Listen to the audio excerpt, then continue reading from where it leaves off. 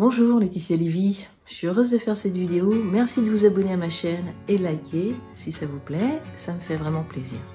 Donc je fais des consultations à distance ou en présentiel, n'hésitez pas, je suis à votre disposition. Je suis ce que je suis et je ne peux pas être autrement que ce que je suis. Donc je m'en veux d'être comme je suis parce que je trouve que je suis pas à la hauteur, je trouve que je suis trop sensible, je trouve que je devrais être autrement, que je devrais mieux y arriver, que je devrais avoir plus de bagou, que je devrais pas ressentir ce que je ressens.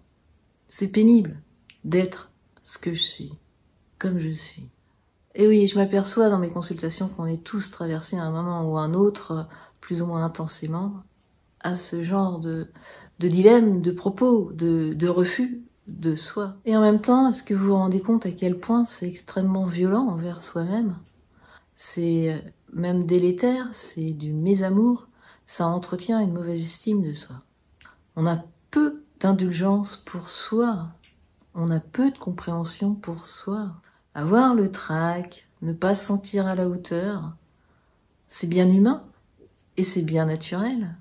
Et malgré tout, on souhaiterait être autrement, être plus fort, être je ne sais quoi.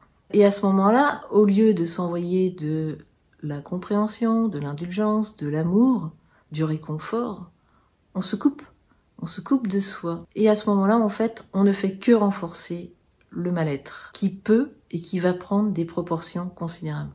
Parce que je suis en refus de ce que je suis, de ce que je ressens, parce qu'évidemment, c'est inconfortable, donc je souhaite m'en échapper, mais en m'en échappant, je me coupe de moi et je renforce cet inconfort. L'idée, c'est quoi ? L'idée, c'est vraiment de se rappeler que quoi que je fasse, je fais toujours du mieux que je peux. Que je suis un être humain, que je ne suis pas infaillible, et que même mes hésitations, mes doutes, ma vulnérabilité, mes faiblesses, entre guillemets, c'est une force. Et c'est un cadeau aussi que je peux offrir aux autres en les révélant. Puisqu'on est tous conçus de la même manière et qu'on s'amuse tous à se cacher les uns les autres. En révélant mes inconforts, j'autorise les autres à révéler les leurs et à se détendre également. Une autre chose aussi dont je peux me rappeler, c'est que la confiance en soi et l'aisance en société, ça s'apprend, ça s'acquiert, ça demande de l'entraînement et de la pratique. Et donc, pourquoi ne pas passer un pacte avec soi-même ? Je suis comme je suis et c'est ok. Pour aujourd'hui, je fais de mon mieux et c'est ok. Quoi qu'il m'arrive, je ne me lâcherai pas la main.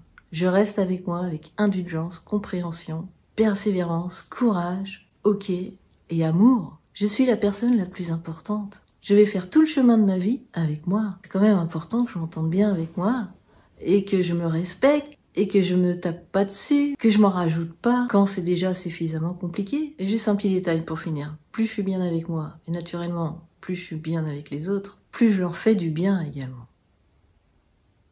C'est en ça qu'on est la personne la plus importante.